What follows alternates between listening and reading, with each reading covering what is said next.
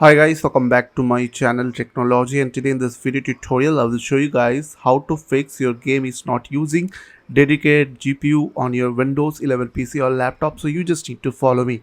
So what you have to do, you just need to go to your settings. For that you just need to right click on your start menu icon, click on settings. After open settings window, click on system from your left side.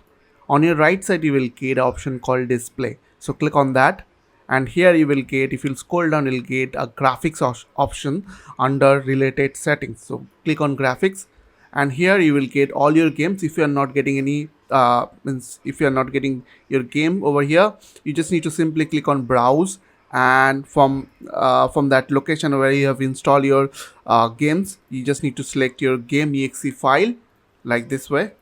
As you can see, fall guys.exe file over here. If you want to use dedicated GPU for your game, you just need to click on option, and here you will get a two option, which is power saving and high performance.